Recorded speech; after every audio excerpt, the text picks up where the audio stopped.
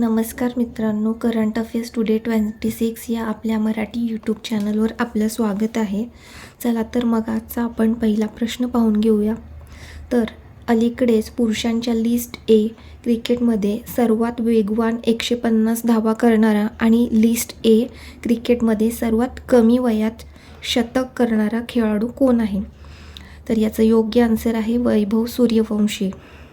तर सध्या रांचीच्या GSCA oval ground येथे बिहार आणि अरुणाचल प्रदेश यांच्यात विजय हजारे ट्रॉफी 2025-26 स्पर्धेचा सामना झाला.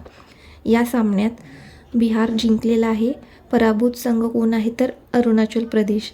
बिहारकडून वैभव सूर्यवंशी हे केवळ 14 वर्षाचे आहेत. ह्यांनी 36 चेंडूंमध्ये शतक झळकावले आणि 84 चेंडूमध्ये 190 धावांची ऐतिहासिक खेळी केलेली आहे. या खेळीदरम्यान त्यांनी 16 चौकार आणि 15 षटकार लावले आहेत. यामुळे ते मॅन्स लिस्ट क्रिकेटच्या इतिहासात शतक करणारे सर्वात कमी वयाचे खेळाडू ठरलेले आहेत. आधीचा विक्रम AB डी विलियर्स यांच्या नावावर होता. तो वैभव सूर्यवंशी यांनी मोडलेला आहे. लिस्ट ए क्रिकेट म्हणजेच 50 षटकाचा फॉर्मॅट, जो आंतरराष्ट्रीय एकदिवसीय म्हणजे ODI क्रिकेटसारखाच असतो. या फॉर्मॅटमध्ये प्रत्येक संघ हा 50 षटके खेळतो. सामना साधारणतः 8 तासात किंवा त्यापेक्षा कमी वेळ पूर्ण होतो. म्हणूनच विजय हजारे ट्रॉफी ही एक लिस्ट ए क्रिकेट स्पर्धा आहे आणि या स्पर्धेत भारतामधील राज्यसंघ सहभागी होतात. तर लक्षात ठेवा. पुढील प्रश्न पाहूया. तर पंतप्रधान नरेंद्र मोदी 5व्या राष्ट्रीय मुख्य सचिव परिषदेला म्हणजेच 5th national conference of chief secretaries ह्याची अध्यक्षता कुठे करणार आहेत?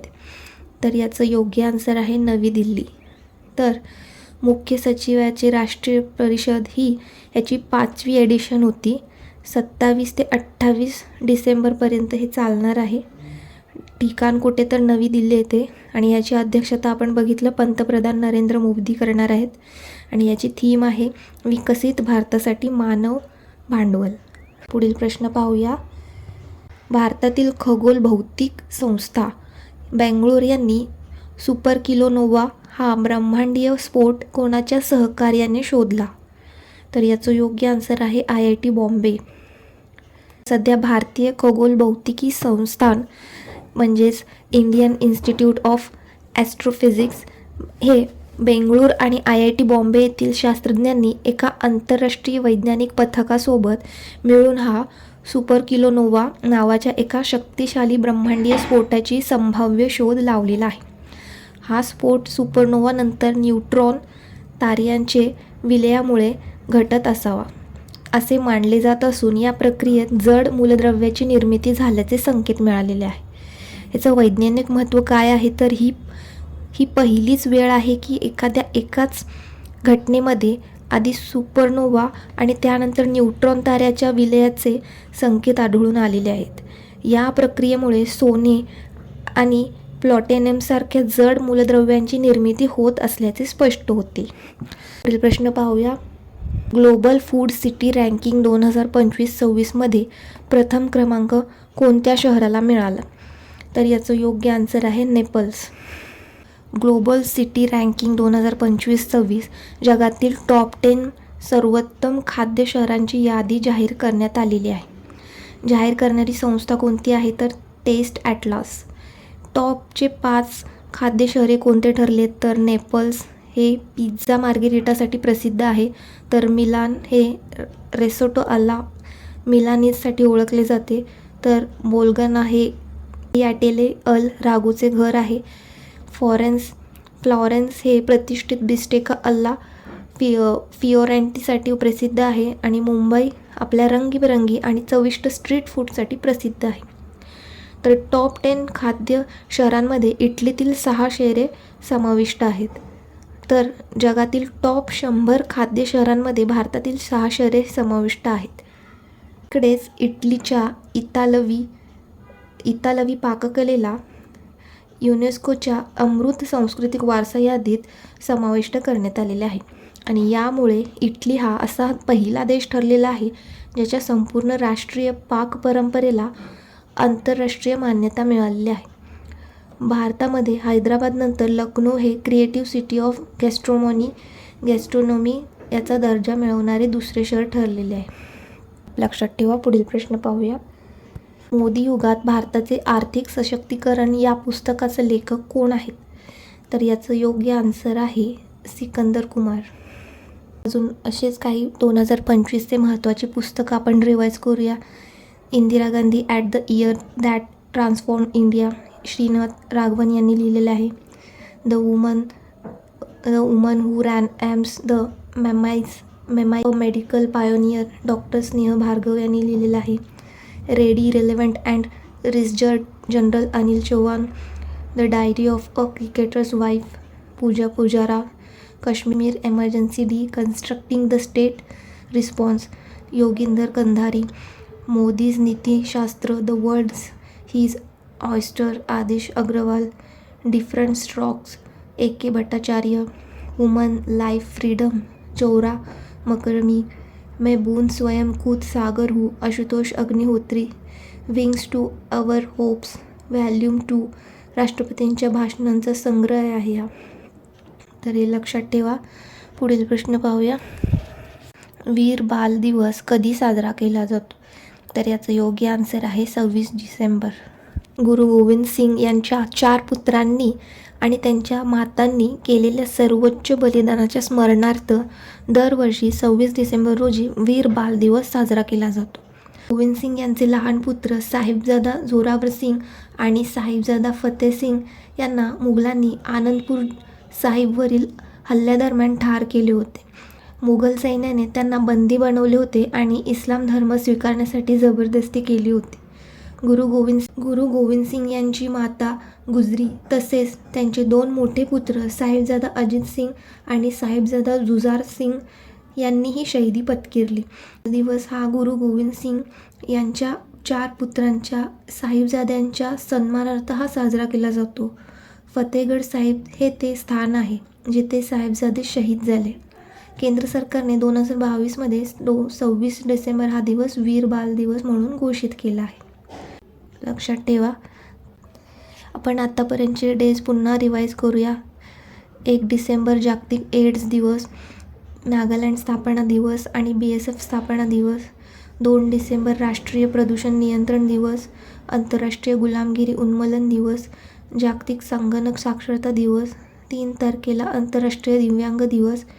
4 तारखेला भारतीय नौदल दिवस, आंतरराष्ट्रीय चिता दिवस, आंतरराष्ट्रीय बँक दिवस. 5 तारखेला जागतिक मुद्रा दिवस, आंतरराष्ट्रीय स्वयंसेवक दिवस. 7 तारखेला सशस्त्र सेना झेंडा दिवस, आंतरराष्ट्रीय नागरी विमान वाहतूक दिवस. 9 तारखेला आंतरराष्ट्रीय भ्रष्टाचार विरोधी दिवस. तारखेला जागतिक मानवाधिकार दिवस. 11 तारखेला जागतिक पर्वत दिवस. 12 तारखेला सार्वत्रिक आरोग्य संरक्षण दिवस. 14 तारीख राष्ट्रीय ऊर्जा संवर्धन दिवस. 16 डिसेंबर विजय दिवस. 18 डिसेंबर आंतरराष्ट्रीय स्थलांतरित दिवस आणि अल्पसंख्याक अधिकार दिवस. 19 तारीख गोवा मुक्ती दिवस. 20 आंतरराष्ट्रीय मानवी एकजूट दिवस. 21 डिसेंबर जागतिक ध्यान दिवस, जागतिक बास्केटबॉल दिवस. 22 तारखेला राष्ट्रीय गणित दिवस. 23 तारखेला राष्ट्रीय शेतकरी दिवस आणि 24 तारखेला राष्ट्रीय ग्राहक दिवस. लक्षात ठेवा. पुढील प्रश्न पाहूया. राष्ट्रपती भवनात ओल चिकी लिपीत संविधान प्रसिद्ध झाले आहे. ही लिपी कोणत्या भाषेशी संबंधित आहे? तर याचं योग्य आन्सर आहे संथाली.